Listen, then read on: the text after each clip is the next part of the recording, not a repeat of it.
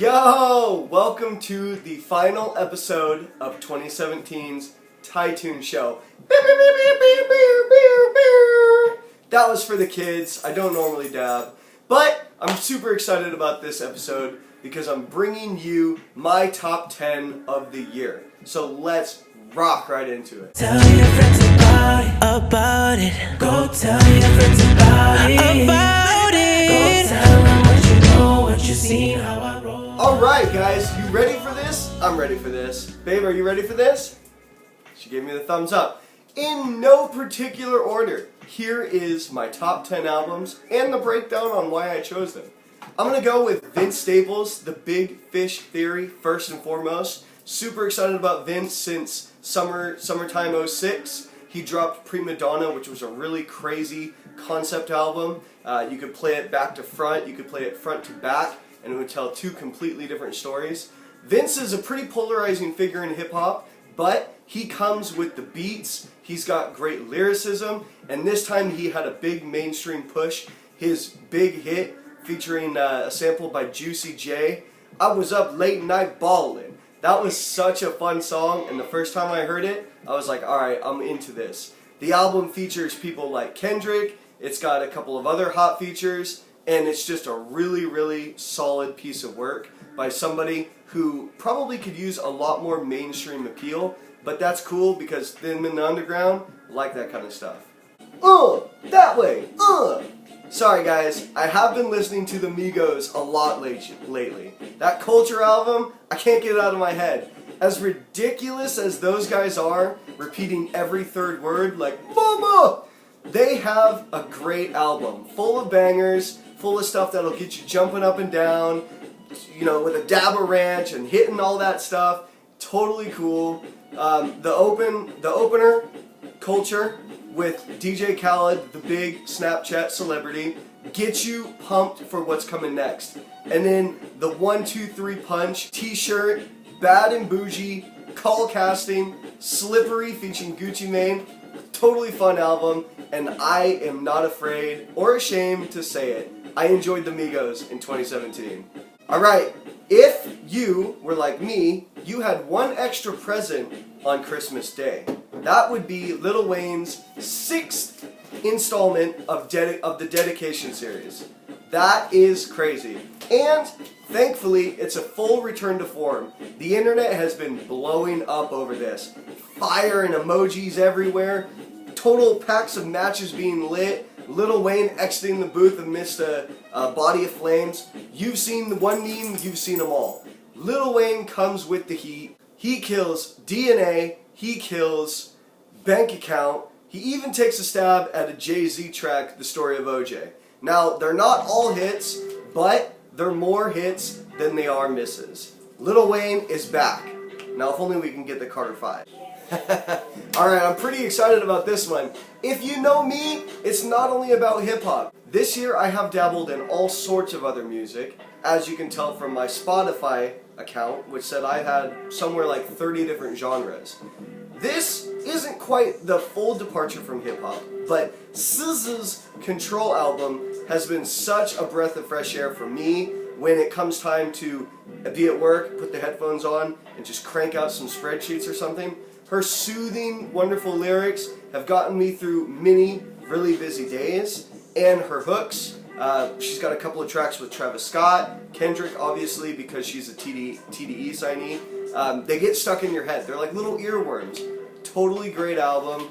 Well worth a listen, even if you never heard her before. If you listen to the album, I guarantee you will get hooked. No list of 2017 would be complete without the hottest new kid in the game. JID, or Jid, has been killing it ever since he dropped The Never Story. This thing came completely out of nowhere, for me especially, but the dude can rap his ass off.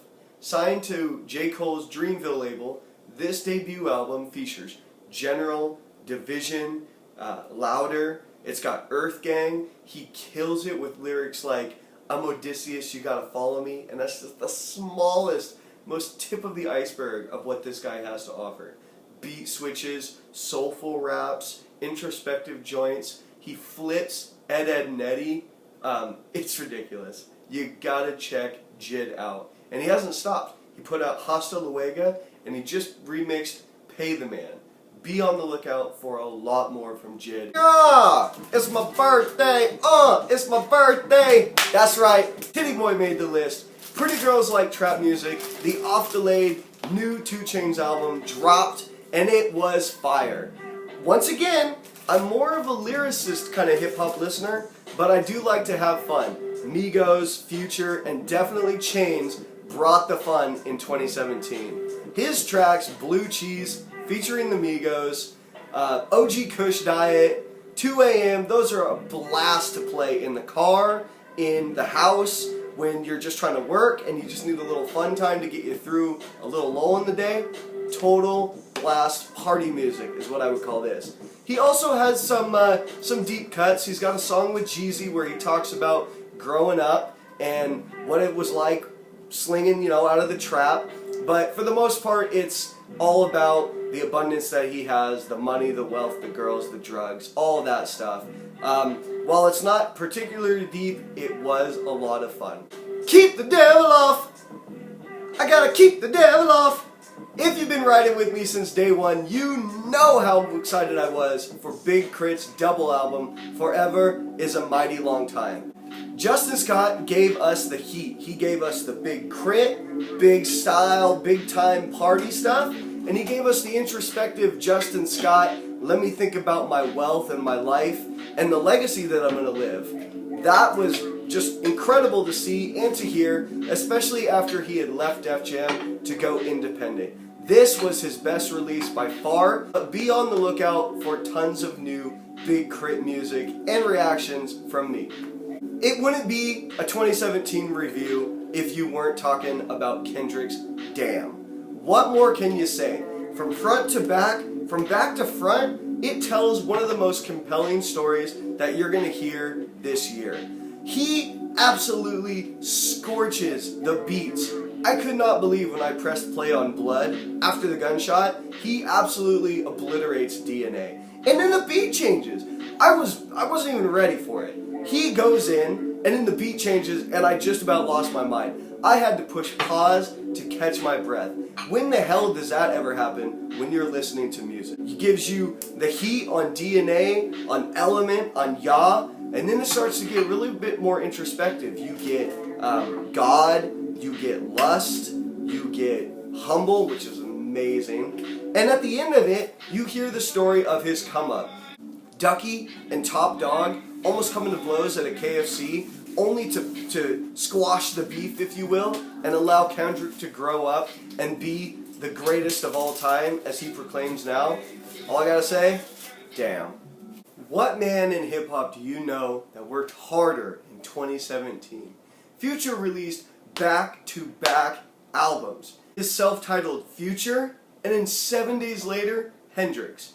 Future was the more hardcore hip-hop album, whereas Hendrix was the more soulful, crooner, dipped in codeine, let me sing about my woes and my triumphs. That was the album that I gravitated to.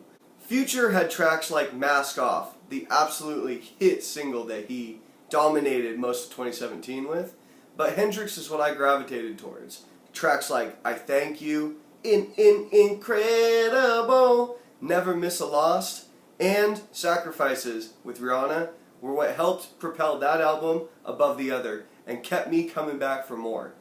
I liked it so much, I went and saw Future. Shoutouts to Vinny and Daniel. That was a crazy show. And he capped it off with Mask Off. What a performance, what a dude, what a 2017. Last but not least, I'm going to shout out the Cool Kids, because their album kind of came out of nowhere. Mickey Fax and Chuck English, they weren't on anybody's radar. They had actually broken up for quite a few years. But coming back together with Special Edition was something special. Across all their albums, this one has been the most consistent. This one was the most fun. And I like that they talked about, they don't talk about the wealth and the extravagance of a lot of other rappers. They talk about fun things like taking women on vacation, having them look in the mirror and smiling. Just like little laid back silly stuff like that. I really enjoyed it. You should check out the Cool Kids if you haven't. Start with Special Edition and go back. They have a pretty wealthy discography with Gone Fishing and More Fish. Their cover art's pretty fun too.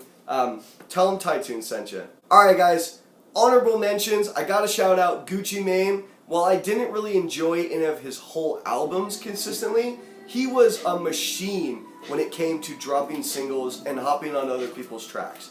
I Get the Bag was legit. Met Gala with Offset. Like I said, the Migos and Gucci, they were everywhere this year. Shout outs to Gucci. Jay-Z also dropped an album this year. I didn't highlight it because I didn't like it. I mean, sure, he's mature as hell. And there are a couple of lines that I could take to the grave with me. Like, I drove every V12 engine. Wish I could take it back to the beginning. And then when he tells the story of how he could have bought an apartment building for like $2 million and now it's worth $20 million. That's the kind of game that the youngsters of today really need to learn. But it didn't stick with me. After I listened to it a couple of times, I never gone back to it. And when I thought about this episode, it was really about the albums and the songs that stuck with me throughout the entire year. Last but not least, shout outs to the Chief. The classic man himself, Jidenna, dropped a full debut album in The Chief, and then he came out just a month or so ago with Boomerang. It's just a little 5-track EP with a couple of remixes. Boomerang, the standout single, was a lot of fun, and I have been playing that pretty often.